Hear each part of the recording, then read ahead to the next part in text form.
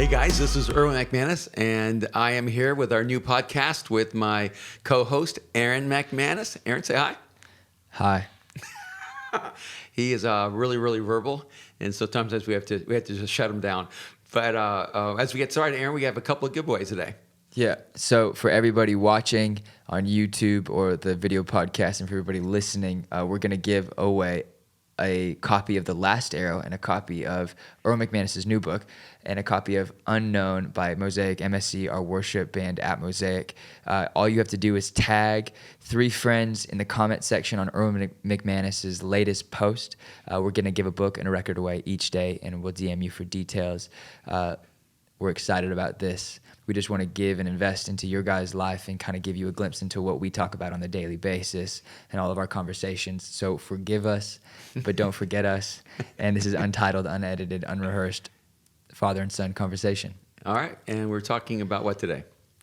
How to think, and more uniquely, how you think, and how different it is, and how unique it is, and how brilliant it is. And I think as young communicators, young people, one of the things that we are always wondering is how do you do what you do? And I know a lot of it is that you always say it's the 30 years of studying, the 30 years of reading. People always want to know, like, what books are you reading? Mm-hmm. And I think around 50, you kind of switched and said, I'm not really reading any more books, except for the few friends that he has. And I'm writing more books. Mm-hmm. And I think it's so cool that like John Gray said, you have 5,000 books inside of your head and you don't need any of us. And I hope we get 5,000 books out of you. So thank you. Today we're talking about what do you think, how do you think, and how to be a young communicator and think differently, diversely, and more uniquely each and every time. All the different kind of topics we're going to be addressing, whether it's leadership or creativity or culture or church life or just family. Living life, family. Maybe we'll just have a fight on here every once in a while. Yeah. All those things are rooted in the thinking process, how we think. Right. And I was mentioning that one of our friends who's a really great communicator sent me a text, and he said, after listening to one of the talks, he said, how can I change how I preach? How can I preach like you preach? And I texted him back and I said, to change how you preach, you have to change how you think. Wow. And that's why I want to just dive in. And we may do more than one episode on the podcast on this, because I think this is such an important topic. Because when you're processing information, when you're making decisions, when you're gathering perspective, it affects everything. Whether you're reading the Bible, studying the scriptures, trying to hear what God is saying, or you're trying to understand the political arena. What do you believe about some issues like immigration or the environment or social justice and one of the things that really would frustrate me is a lot of times some of these big TV shows would call me up and ask me to come and give an opinion on their show, but they would want me to hold one extreme position or another extreme position. And when I would share with them my position on an issue, they would literally tell me, we can't really have you in the show because your position is too well thought out. Right. And we need someone who has an extreme position. And I think that's part of the problem is that whether it's in the news, whether it's in the media, we're being bombarded by extreme positions, and we're actually becoming incapable of really complex and thoughtful reasoning.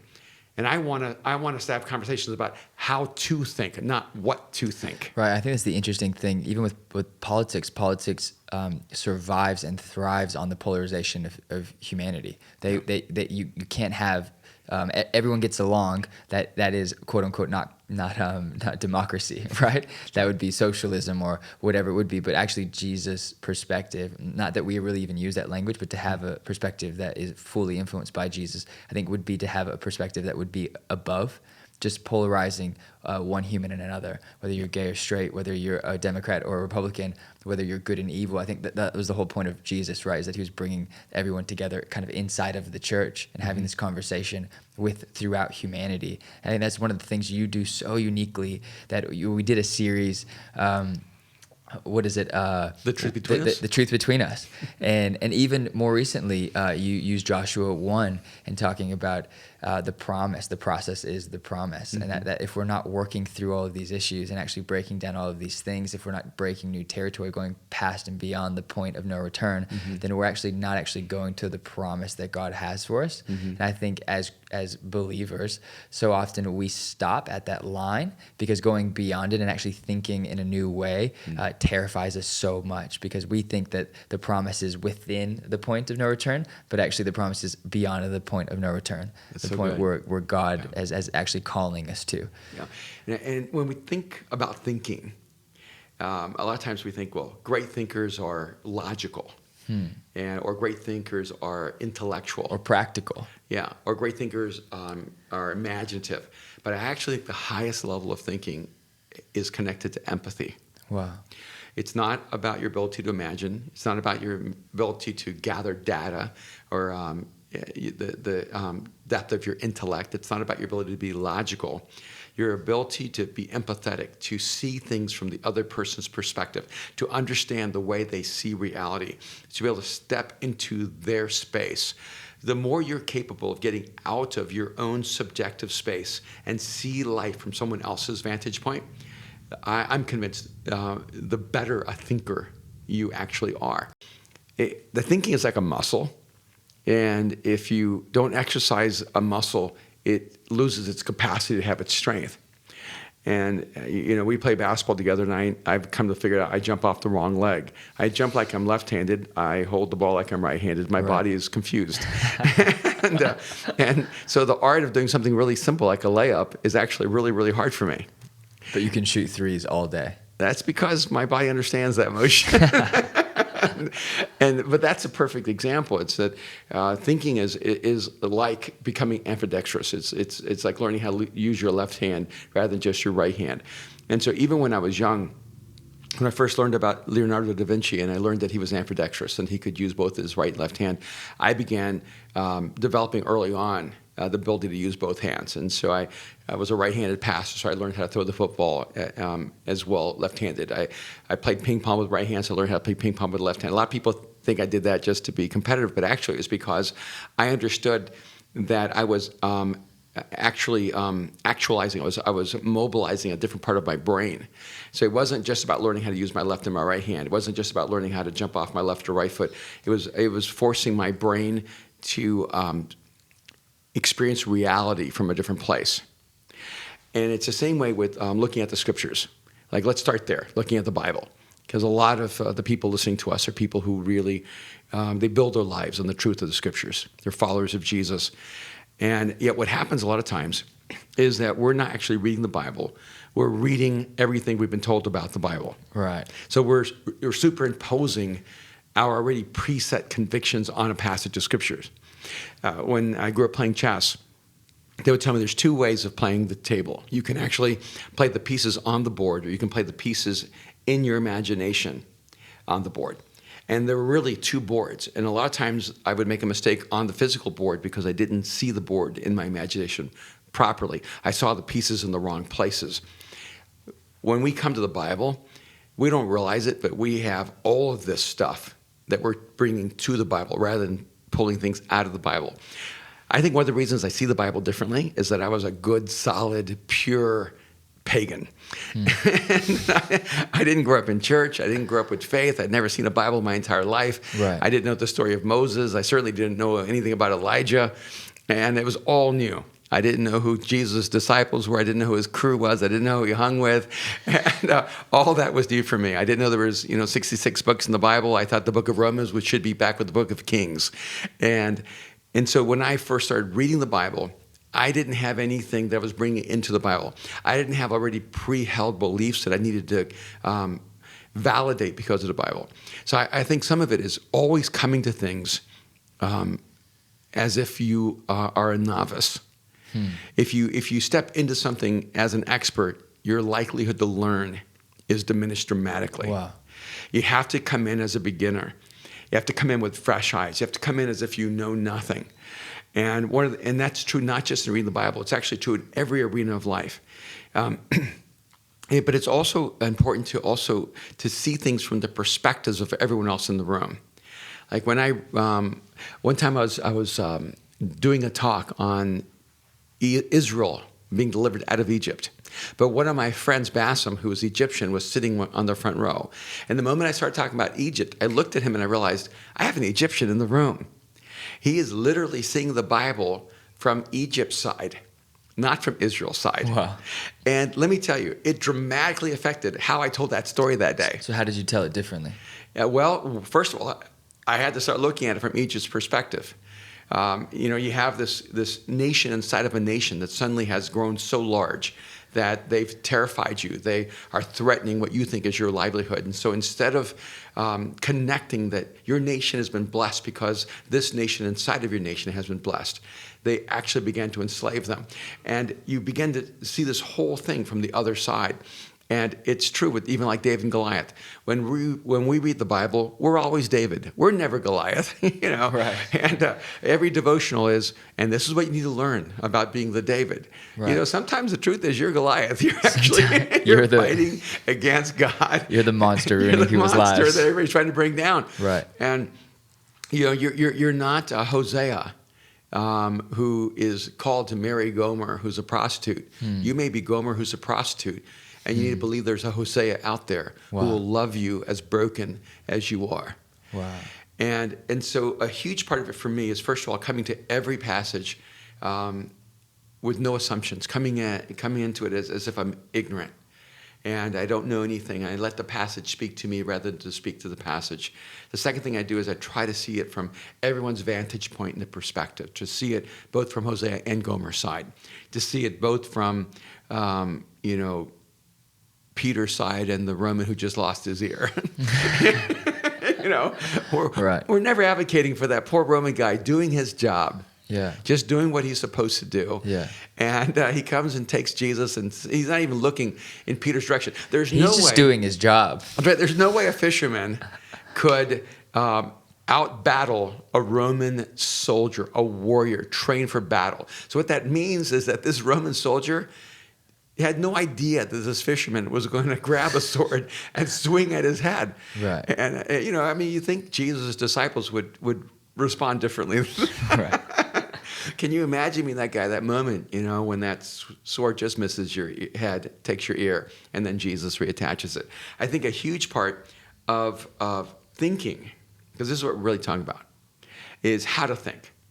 The way to think is to try to lay all your preconceived opinions on the table, to realize you do have opinions. You have a perspective. You have stuff you're bringing into every conversation. And to take the time to understand things from the other side, which is true even politically. I'd always say the problem with our political debate is that Democrats think Republicans are stupid, and Republicans think that Democrats are evil. So you got stupid and evil people trying to have a conversation with each other. Right. Being stupid and evil. Yeah, and what's amazing to me is that it doesn't matter what the issue is. The moment it's environmentalism, you have two different extremes. Whether it's healthcare. And what's really important is to go, okay, there can be a thoughtful, intelligent, God-loving follower of Jesus who holds the opposite position from you. And you don't fully understand this position until you can see it from their perspective. And by the way, this is true in this arena we call evangelism. I get the joy of seeing so many of my friends come to know Jesus who are atheists and Buddhists and Hindus and Muslims and everything else. And a lot of times people ask me, well, how are you good at this? And it's really simple. I see the world from their eyes, through their eyes. I'm not trying to make them see it from my perspective. I'm trying to see the world from theirs. The best way to talk to a person is from their world, not from your world. And the more you can understand and empathize from another person's perspective, it allows you to have a more textured, more intelligent way of talking to them. So I think learning how to think is so important. Because it's true in the communication process. Like a lot of great Christian communicators out there, and who were just so compelling and so powerful, but they would not thrive in our space. And a huge reason for that is they begin the conversation. Let's say if there's an A to Z, they begin the conversation at L, or K, or P. How so? Could you be more specific? So you're talking like how a communicator would already project the fact that the audience he's listening to are already believers. Right. That would be the main issue, right? Like when you say, when you say, hey, when you walk on stage and go, if you love Jesus, would you just cheer with me? Or if you love the church, would you just, give it up? Do you feel like in that moment they've already lost the room? I do. And they didn't lose the room. They won the room that they know how to win, and they lost everyone who doesn't believe. Because you've already asked people to separate themselves. You've asked them to identify themselves as whether they're in or not. Right. And I would never begin like that. In fact, I almost never would end like that. Because to me, it's like I'm talking to all of humanity. I'm not just talking to Christians. I'm not just talking to the church. I'm not talking to people who believe. I'm talking to everyone. So then you would also get the contrasting statement that Christians wouldn't feel addressed as much inside of Mosaic, or when you preach, even though you so clearly preach from the Bible, from the scriptures, from your past of being a follower of Christ, but you also very much speak to the individual who's furthest from God. And I feel like, being your son, hearing both sides, that you talk to the individual who doesn't know God, and you talk to the person who does know God, right? And you're lifting both of them up, and you're trying to bring both of them together. Absolutely, because here's the thing. There are things that apply to Christians that do not apply to non-Christians. Like giving? No. Well, like morality. Morality, right. Without the context of Christ. I always think it's interesting that we keep trying to make people without Jesus moral, as if that's what Jesus came to do.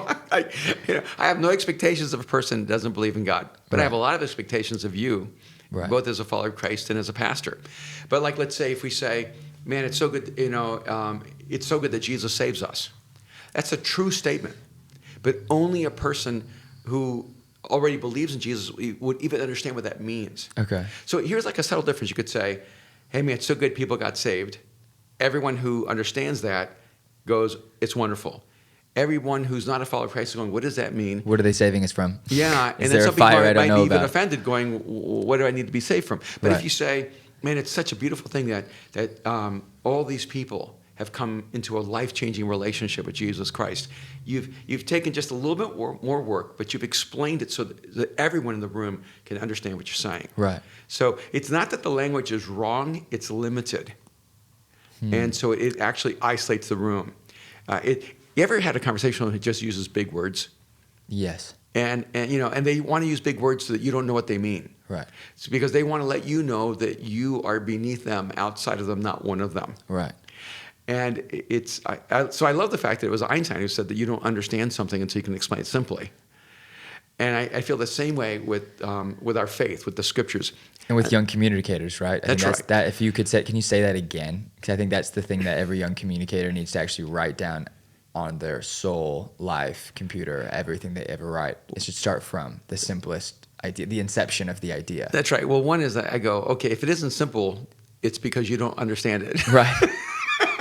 And that's how I can actually tell if a person understands a subject. Right. Because if they can't explain it simply, they don't understand it. And you can take complex things, and once you understand them, you can explain them to a 10-year-old. But I say as a communicator, be careful not to become a celebrity by using jargon. Wow. Because once you're using jargon, once you're using cliches, and yes, biblical language can be jargon. Give some examples. Praise God. It's a true statement. Yeah. But it is jargon. Right. And in that, it creates an instantaneous response from people who already believe that your actual point may not deserve. Right. And because if I'm having to say, can we thank God for what I just said? The reason you're having to say that is because no one thanked God for what you just said. Right. What you say should be profound, not the fact that you just told everybody it was profound. Right. I was speaking at this event in Australia, and on the way there, I think it was Melbourne or somewhere, and on the way they said, hey, whenever you give a truth, everyone will just absolutely respond. And so they're saying, we really encourage you to give truths, because people were just absolutely cheer and shout and clap. And I said, so are you saying that every time I say something that everyone already believes they're going to like just shout me down. They go, yes. Right. And I said, yeah, that's not really the way it works for me. Because I didn't fly across the world to give a message about something everyone already knows. It just wouldn't be worth my time. Because if I'm just going to preach what everyone already knows, just get someone that's 30 minutes away. Okay. And I want to unwrap truths that you're not really sure if you even agree yet, but they're disturbing, and they actually destabilize you. And a lot of Christians have problems with that, right? And we're going a little off topic of what do you think, and maybe into how you think and how you explain this. But no, when you don't preach to just encourage, and I think you don't preach just to educate. You're not just a teacher or an encourager. And I think a lot of preachers, especially, or communicators even now, are just encouragers. Mm-hmm. They just say the things that people already know, so they feel good about themselves. So when they leave and go on, and they feel like this like ecstasy of, oh, I feel like I've heard something that I know is so true. But you really do. I know that sometimes people come to Mosaic and they leave shook. Like their soul has actually been like stirred up so much that it's not just an emotional experience, mm-hmm. that they're actually left in a place that maybe is hard for them to get back to on their own. So how do you deal with that? Because what you're doing is just as dangerous. Right. I want to devastate a person's view of reality. Right. Because then how do you reshape that reality and bring it to a place where it makes them whole? Because I think it's the only way that you can actually help a person. No, but I'm saying, what do you do after that? Right. 2 weeks ago, we flew across the country, Kim and I. Hold on. No, I'm asking. I'm asking real quick there. I'm asking real quick. And right before I spoke, the person said, hey, people here just need to be inspired, not challenged. Okay. And I looked at Kim, I said, then why would they bring me? Right. And it's true that most of our preaching is focused on inspiring. Right. And oftentimes, what inspiring means is to reinforce what people already believe, because then people feel safe when you reinforced what they already believe. So then how do you say, I didn't answer my question, but how do you say that, what your response to churches who are growing rapidly with people who they say are coming to Jesus for the first time, but they're really only preaching on things that they know that they believe, right? Well, I'm so excited that people are coming to Jesus. Yeah, I mean, there's no knock on it. There's no critique. But how do you explain that, right? Like the person who doesn't know Jesus and they're being brought into maybe one of the most bizarre situations where a bunch of people are talking about things they already know about. Mm-hmm. How can you explain that? Okay. Well, I want to go back to your question where you're saying, how do you, after you've devastated a person's view of reality, how do you help a person move to wholeness? Yeah, because the reason why is because I feel like a lot of people don't always come every week because they actually physically can't take it. Mm-hmm. Do you know what I mean? Like, I think it messes with their core so much that it takes them weeks to process. How do we do that? Yeah, I think that may be a really good point. Yeah. And it's not a critique. I'm genuinely like. Yeah, again, I think in images, because I think, like, if you have a broken leg and you don't have it reset, it actually heals wrong. You can never run, and the only way to heal that leg is to break it and reset it. And we want to somehow be healed without having to go through the breaking process. But so good. Our souls have been reset improperly. Wow.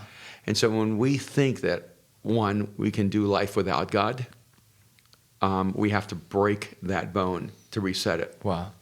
When we think that God is going to make everything okay, and we become embittered with God because he didn't make everything okay. We have to break that bone and reset it. We have to change your view of reality so that you can actually begin to thrive in reality.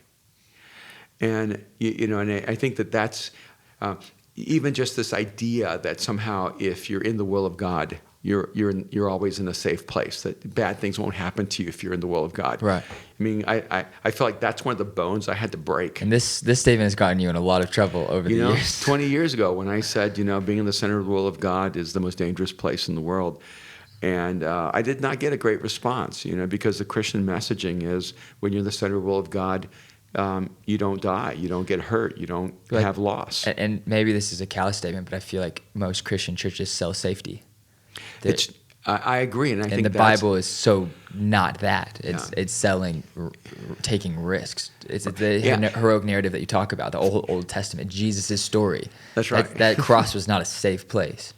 And so somehow having faith meant being safe, Right. rather than having faith meant being at risk. Right. And what happened to our language somewhere along the way? And I mean, here's the thing. And I you want to talk, talk about. and real quick, you talk about that in the Barbarian Way so do. much. When did we become so civilized? When did we become so Domesticated. So domesticated. Yeah. When did we lose the barbarian way of our roots? And how and I think that's the brilliance of that book. And if you haven't read that you need to, because that would change your life. That's changed so many people's lives. Yes. Okay. We're not finished. We're just out of time. See you tomorrow, next week, soon. I don't know. We're just, come back often? It's going to be a daily podcast, except the days that we don't podcast. Yeah, a daily podcast, except for the days we don't podcast. See you then. See you then.